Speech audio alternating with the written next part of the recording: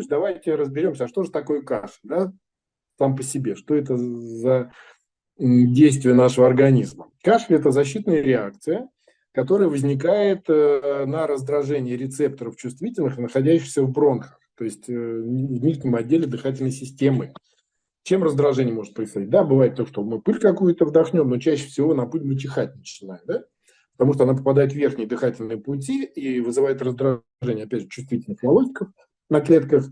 И, соответственно, мы чихаем. При чихании происходит резкий выдох через нос. Ну и через рот тоже, да? И вот это резкое возрастающее давление, ну, выталкивает частички инородные, которые попадают в верхние дыхательные пути. Нижние дыхательные пути – это кашель. Соответственно, да, почему человек кашляет при простуде? При простуде развивается отек, ну, инфекция попадает в эпителий, воспалительный процесс, он сопровождается нарушением кровообращения, развитием отека, выделением слизи, мокроты, да, и вот эта мокрота раздражает чувствительные волоски на клетках эпителия бронхов, и возникает кашель. Особенно ярко вот кашель проявляется у курильщиков, да, которые со стажем курильщики, есть такое понятие утренний кашель курильщиков. Вот они дохают, у них там все хлюпает в легких, как в болоте. Они покурят и успокаивается кашель. Почему он у них успокаивается у курильщиков? Дело в том, что никотин, он блокирует чувствительные рецепторы в бронхиальном дереве, и человек перестает ощущать раздражение. Болото у него как было в легких, так и остается. И всякие токсические вещества, которые там были, они так и остаются. То есть подавление кашля как такового, оно не говорит о выздоровлении человека. Оно просто-напросто облегчает его состояние, но болезнь-то остается, да, у курильщиков. То же самое, в принципе, и при простуде. Когда у нас острая фаза воспаления с выделением мокроты, и она действует на рецепторы, и у человека возникает кашель, и мы отхаркиваем эту мокроту. Почему сейчас вот это длительные воспалительные процессы идут, да, вроде как острая фаза прошла, мокроты почти нет, а вот этот сухой кашель досаждает, и человек закашливается, не может остановиться, и даже говорят, возможно, что это коклюш, может быть, паракоклюш, или коклюш, там, куда ударение делают. И поэтому у человека возникает кашель. И так как это отек в тканях, а мокроты почти нету, то и он такой вот длительный, не прекращающийся кашель, даже бывает как лающий кашель такой, люди закашливаются, потому что нет мокроты как таковой. Что мы можем предложить для этого? Да? Нам нужно, чтобы улучшилось кровообращение в дыхательной системе в том числе, лучше будет кровоток, лучше будет поступать питательные вещества, лучше будет образовываться мокрота, и, соответственно, кашель быстрее пройдет. И нам нужно бороться с той инфекцией, которая еще остается, которая поддерживает вот этот воспалительный процесс. Соответственно, да, какие продукты мы можем рекомендовать из наших? Шикарные продукты есть гистоблок. Он блокирует выделение гистамина и способствует уменьшению отека. В принципе, и разжижение мокроты тоже происходит. Так как отек спадает, кровоток улучшается, и клетки начинают лучше секретировать вот этот вот эксудат. И увлажняется бронхолегочное дерево, и кашель менее надсадный такой. Опять же, подобным действием хорошим обладает продукт наш, который называется Буплерум плюс. Его тоже можно использовать. Он тоже обладает антигистаминным действием. То, что способствует улучшению отделению мокроты, разжижению мокроты, активации обменных процессов. Замечательный препарат, который называется легкость дыхания. Breast-Ease. Благодаря тем травмам, благодаря имбирю, который входит в его состав, происходят солодки, которые там также есть, да, улучшается и выработка мокроты увеличивается, она разжижается, кашель быстрее проходит. И дополнительно вот к этим продуктам шикарно работает, кстати, в этом плане перец, чеснок, петрушка. Вроде бы простой продукт, и вроде ничего особенного, но убедился уже неоднократно, на родственников, когда вот этот, ну, проходит неделя, там полторы-две, а кашель все остается, начинает пить перечную петрушку, и день-два, и кашель прошел. Чем она хороша, перечная петрушка? Она, опять же, да, активизирует кровообращение, расширяет капилляры, оказывает противовирусное действие, усиливает иммунную систему. И в дополнение нужно не прекращать. У нас же любимый продукт при простуде подарка. А я бы здесь перешел с подарка на кошачий коготь, либо листья оливы, либо почередовал их недели по две. Колострум в этом плане тоже может очень хорошо помочь. То есть людям, у которых есть простуда, нужно подключать эти продукты, ну, буквально с первых дней. И чем наши продукты хороши, они не подавляют кашель. Вот как эти сиропчики от кашля, да, продаются всякие там с бромгексином или еще с чем-нибудь. То есть, ну, что такое сиропчик с бромгексином? Да? Бромгексин – вещество, которое подавляет кашлевый рефлекс, плюс что-то сладенькое там добавлено, намешано. Хорошо, если это просто глюкоза, чаще всего какой-нибудь сахарозаменитель, ароматизатор идентичный натуральному, вкусовой краситель, опять же, идентичный натуральному.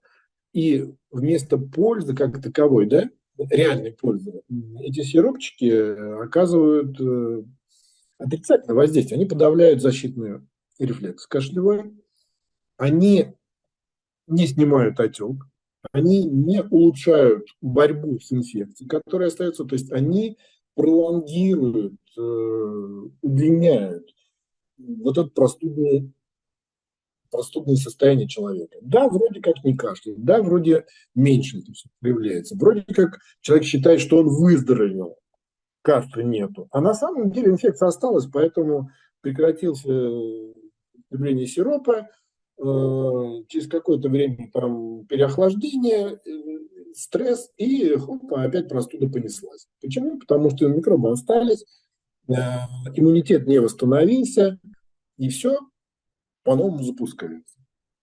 И обязательно добавлять вот к этим продуктам витамины, минеральные комплексы. Без витаминов с минералами выздороветь реально невозможно, потому что регулировка ферментами всех обменных процессов в отсутствии витаминов и минералов не может происходить нормально. Не может очищаться нормально лимфатические сосуды, лимфатическое дерево, потому что ну, нет ферментов, организм не борется. Добавляем витамины, либо витазаврики, если это детки, да, взрослым, пожалуйста, суперкомплекс, принимать по таблеточке там, 2, а то и 3 раза в день при простуде именно.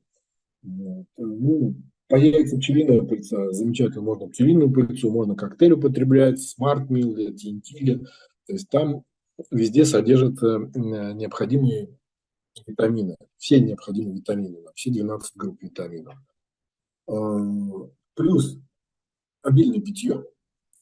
Можно что делать? Ну, опять же, да, можно заваривать и пить в виде чая. То же самое подарка. Можно заваривать и пить в виде чая. Е-чай. Прям берем там 2, 3, 4 капсулы, высыпаем в бокал, доливаем кипятком. Хочется сладенько, пожалуйста, ложечку меда можно добавить, размешать, и получится полезный настой, так правильно, наверное, назвать, да? Потому что отвар это нужно поварить, покипятить, а это настой травяной, то есть дать постоять, остынет, выпивать, и это будет гораздо полезнее, чем просто сиропчик, потому что здесь мы окажем воздействие на причину кашля, то есть на инфекцию, мы боремся с отеком, мы боремся с интоксикацией, усиливаем иммунную систему. Вот что я бы предложил вместо аптечных сиропчиков. Смотрите, да, сейчас, ну, примерно, скажем так, программку, да, либо гистоблок, либо буплерум, так, правильно? То есть вот люди нас будут новенькие слушать, если чтобы было понимание. Либо бресс-ист, либо перец, чеснок, петрушка, либо и то, и то. Можно либо-либо, да, если есть возможность, и то, и то. Угу. Либо кошачий коготь, либо листья оливы, правильно у нас третий идет как бы продукт? Либо колострум. Либо колострум. Что-то из этих трех мы выбираем, да? И обязательно какие-то витамины добавляем к этому. Вот. И завариваем, да, что-то, и завариваем вместо сиропчика с медом нашу, господи, подарку. Подарку, чай. Ой, подарка, чай. Угу. В принципе, АГХ можно тоже классно работает. АГХ? Да. Там этот же имбирь, да? Угу. Там солодка, там спазмолитики, там есть папайя, то есть противовоспалительные действия хорошие для этого. Сергей Саш, в каких дозировочках мы все это кушаем? Ну, дозировки примерно для детей. Примерно для детей. Жан, а вот здесь что значит для детей? Да, если ребенку 4-5 лет, да, то дозировка как взрослому. Чем быстрее выиграют, тем лучше. Здесь нету токсической дозировки. Нету интоксикации никакой не будет за счет этих продуктов. Вот, то есть я вот хотела прямо обратить внимание и задать вопрос, да, одновременно, пользуясь, так сказать, служебным положением. Племянницу увезли на прошлой неделе в больницу с рвотой, ну, не рвота не сильно, буквально там пару раз ее вырвало за сутки, с болью в животе в области желудка, то есть между ребер она показывала, и начал подниматься ацетон. Ну, у девчонки, в принципе, что-то не так, ацетон поднимается, то есть есть такая особенность, видимо, у нее, или что-то пошло не так, я не знаю. Вот. И ребенок принимал и нафтопродукты, это были и листья оливы, и чеснок, и маринда, и хлорофилл, и что-то там, и подарка, ну, в общем, вот много всего, плюс пила антибиотики, и плюс довольно долго принимала сиропы от кашля. Вот эти вот, которые в аптеке продаются. И доктор сказал в больнице, что вот эти сиропы от кашля, плюс антибиотики, они, в общем, повлияли на желудок, что вызвали такую интоксикацию. Нас-то могли бы продукты спровоцировать что-то подобное, даже если мы это будем пить горстями?